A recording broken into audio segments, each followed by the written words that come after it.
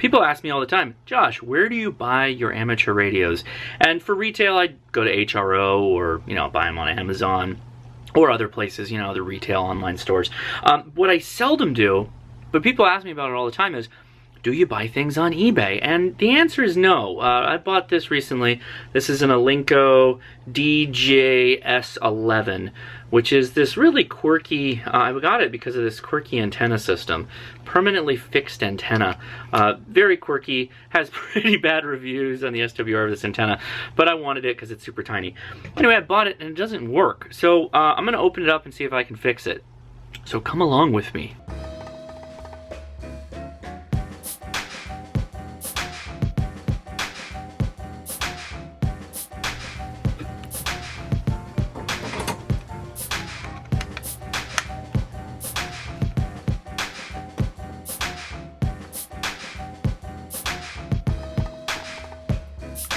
So I used precision screwdrivers to carefully take out the screws, and the top just kind of comes right off of the top of this. The actual antenna is held in place by this cool little bolt. All in all, pretty ingenious system. The fact that the base is just kind of pops off the top of it is really nice. I immediately found the problem. So this is another reason why you may not want to get radios from eBay.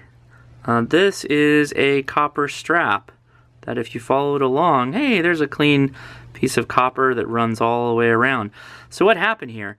Well, likely, let's see if I can get some more light on it. Likely, the batteries were left in it and they corroded through, leaving battery acid, which was not cleaned out, or perhaps it got wet, and now we're in this situation. So I can kind of see how that happened. If you look here on this post, see all that? That's battery acid. I'm going to try and clean out this guy, and I'm going to take a wire brush and clean this up. And it's possible that some of this might be salvageable, but after feeling it, in comparison to the gauge and thickness of this strip, when you come over here, it's pretty worn. So let's take a look. I have these soft copper bristle brushes. I have plastic and steel to go along, but copper does all right in this case. So I'm gonna just work the edge here and see if we can get it back to clean, or if it's ate all the way through. Let's see. A few minutes later. Taking this radio any further than what I've already done, which is just cleaning. I didn't even clean that much. I just cleaned it out a little bit. And checking the contacts on the battery case, cleaning those out really well, is about only as far as I want to go. The other option is there is a 5-volt DC connector there. I may look for something that will work for that to try it out. The original owner said that, oh, it worked fine when he had it, and he was using it the day he packed it up and shipped it to me, which is a common line that you hear. It is entirely possible that he only ever used it when it was plugged into DC connection, so for him it might have worked, but this battery is definitely a problem, whatever happened there. So let's put it back together and see if we were able to make any headway or fix it at all, which is cleaning this down with alcohol. Okay, so 3 fresh IKEA Envelopes. They're Ladas, they're not IKEA, but let's try it out. Ha! Oh. Tonight, mostly clear in the east and partly cloudy. Ooh, listen to that speaker. 50s. Tuesday, partly cloudy. Wow. Tuesday night, mostly cloudy. Oh, that got a lot better. Lows in the Wednesday, mostly cloudy. We've got some weird stuff I've got to sort out. This is loose. I'm gonna fix that right now. I realized that while I have this unlocked, I believe this guy, or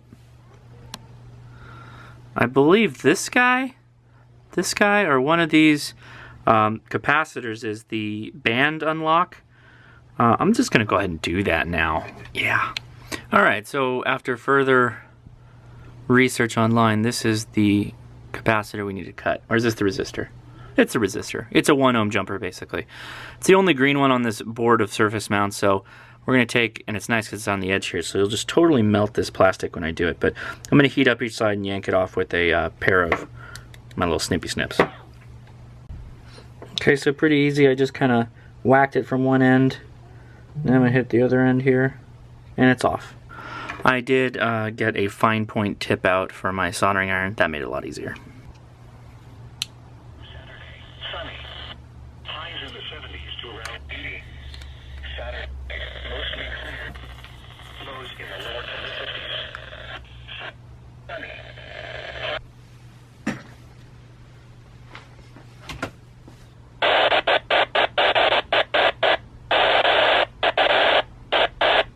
KI6NAZ, KI6NAZ. Radio test for my ALINCO DJ-S11 VHF only handy talkie. Seems to be working all right. All right, it's probably my new Hamvention radio. So there you have it. The dirty ALINCO lives again. This may be my Hamvention radio of choice. I know you don't need much of an antenna, and this thing, I believe, has an incredibly poor match of an antenna that is permanently affixed to the unit. I find that quirky and hilarious. So anyway, my little ALINCO DJ-S11 is working. It is 2 meters only, and as I open it up, I realized that there's actually a seal that goes around the body, and the battery compartment is also sealed. So maybe this is a splash resistant radio. The little grommets that cover the headphone jack and the DC jack make me think that it probably is. So this radio probably would last very well. It has a high rate of survivability, assuming you take the A cells out of it and don't allow them to corrode. So just a reminder, if you have HTs like this, particularly those that run off of A cells or AAA cells, whatever, make sure you take the battery out of it and don't let something like this get destroyed over negligence. Okay? Thank you so much for watching. I am Josh, KI6NAZ. I stream every Friday at 7 p.m. Pacific Standard Time, where we talk about all kinds of things ham radio related. Hit subscribe, hit that bell, and I'll talk to you later. See ya.